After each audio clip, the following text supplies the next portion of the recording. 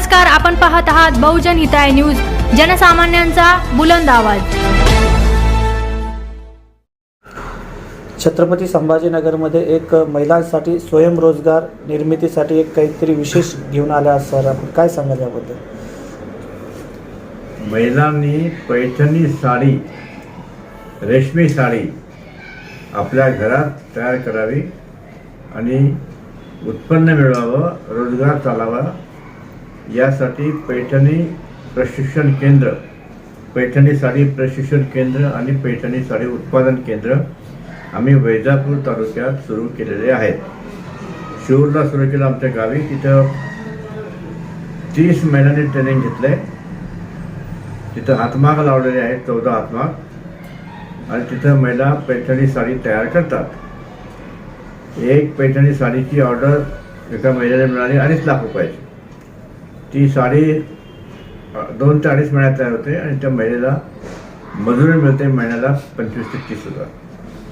तर अशा प्रकारे हा उद्योग सुरू झालेला आहे। आपला उद्देश असा आहे की मराठवाड्यामध्ये घराघरामध्ये महिलांनी, पुरुषांनी पैठणी साडी तयार करावी आणि तिला बाजारात फार मागणी आहे।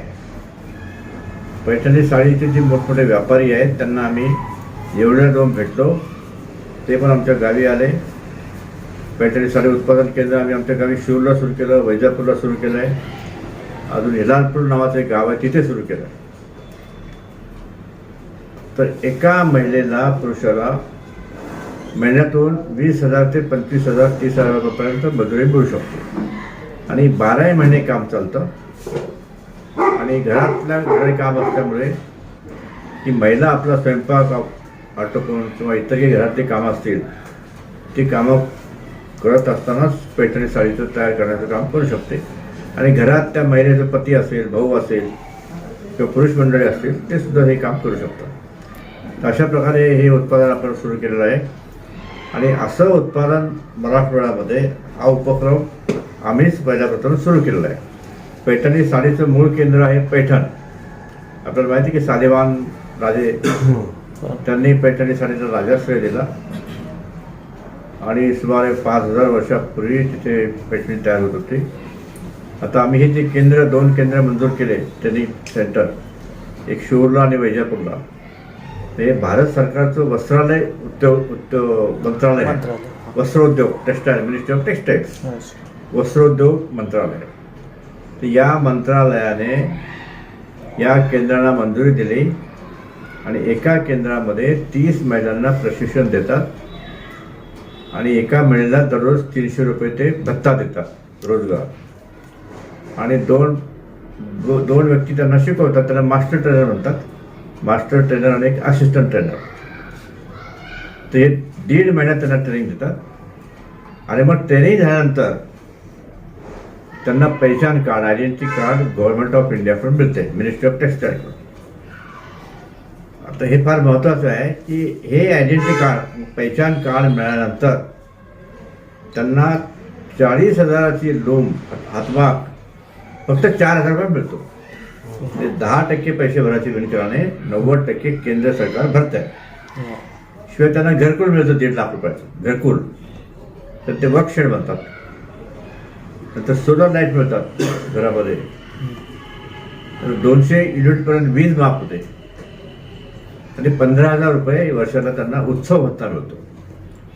अशा प्रकारचे फायदे हे ट्रेनिंग घेतलेल्या महिलांना मिळतात आणि अशा प्रकारे आम्ही महिलांना ट्रेनिंग दिलेलं आहे। त्यांचे अर्ज आता हातमाग मिळण्यासाठी, घरकुल मिळण्यासाठी भारत सरकारने आम्ही पाठवले आहेत। आता ते भारत सरकारचा कारभार संपूर्ण देशामध्ये असण्यास थोडा वेळ लागेल, तर साधारणतः 2-3 महिन्यामध्ये हे सगळं काम होईल आणि अशा प्रकारच्या सवलती मिळतात हे कुणालाही माहीत नाही। महाराष्ट्र सरकारचं एक ऑफिस आहे इथे मोंढ्यामध्ये, बाळासाहेब पवार भवनमध्ये, ते काही लक्ष देत नाही। केंद्र सरकारचं विशेष लक्ष नाही, कारण केंद्र सरकार म्हणजे संपूर्ण देश बघायचा असतो, परंतु महाराष्ट्र सरकारने याकडे जास्त लक्ष द्यायला पाहिजे। महाराष्ट्र सरकारतर्फे पैठणी साडी ट्रेनिंग केंद्र पैठणला सुरू होतं। MSIDC, Maharashtra state small scale industry development corporation, MSIDC, Maharashtra लघु उद्योग विकास महामंडळ। या महामंडळ केंद्रातर्फे तिथे एक प्रशिक्षण केंद्र चालू आहे म्हणजे ते बंद पडलेलं आहे. तर पूर्वी तिथं ट्रेनिंग द्यायचे आणि त्या महिन्यात ट्रेनिंग घेऊन मग स्वतःचा हातभाग बाजारातून विकत घ्यायचे किंवा गव्हर्नमेंटच्या स्कीममध्ये त्यांना मिळू शकतात. तर आपल्याकडे रोजगार फार मोठ्या प्रमाणामध्ये महिलांना मिळण्याची आवश्यकता आहे, पुरुषांना मिळण्याची आवश्यकता आहे. पण महिला हे काम चांगलं करतात कारण त्यांचं केंद्र ते कामावर त्यांचं लक्ष असतं. पुरुष कसे बाहेर जातात तिकडे लक्षपूर्वक काम करत नाही. तर मोठ्या प्रमाणात हे काम करायचं आहे म्हणून मी प्रयत्नशील आहे. या ट्रेनिंग सेंटरमध्ये ज्या महिलांना प्रशिक्षण घेण्याचं आहे त्याच्यासाठी शिक्षण पात्रतेची काही अट आहे? काही अट नाही आहे, तर लिहिता वाचता पाहिजे.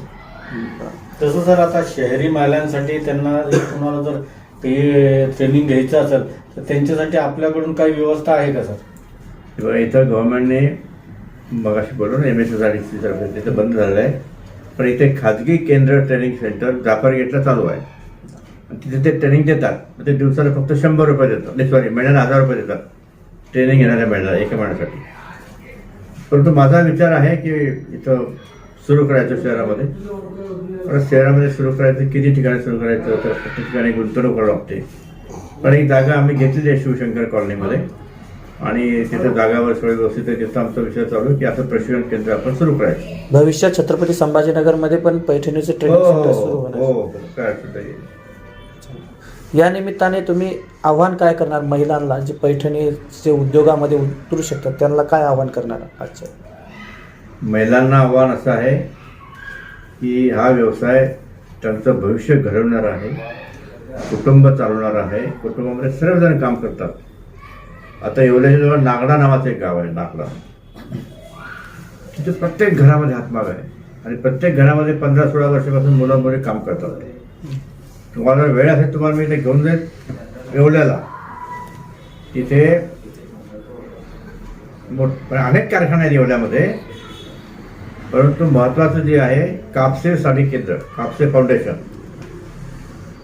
तर त्यांनी 200 पुरुषांना महिलांना एका मॅन्युफॅक्चरिंग सेंटरमध्ये काम दिलेलं आहे आणि त्याच्यामध्ये दिव्यांग जास्त आहेत, ज्यांना बोलता येत नाही आणि ऐकू येत नाही असं लोक ते काम करतात. त्याचं लक्ष फक्त तिकडे असतं मॅन्युफॅक्चरिंगकडे. तर असे केंद्र आपले सुरू केलं आहे कापसाने. याशिवाय इथं अनेक केंद्र आहे. एवढ्याला या उद्योगाची भरभराट झालेली आहे. परंतु उद्योगाला त्यांना विचारा की तुमच्या अडचणी काय आहेत.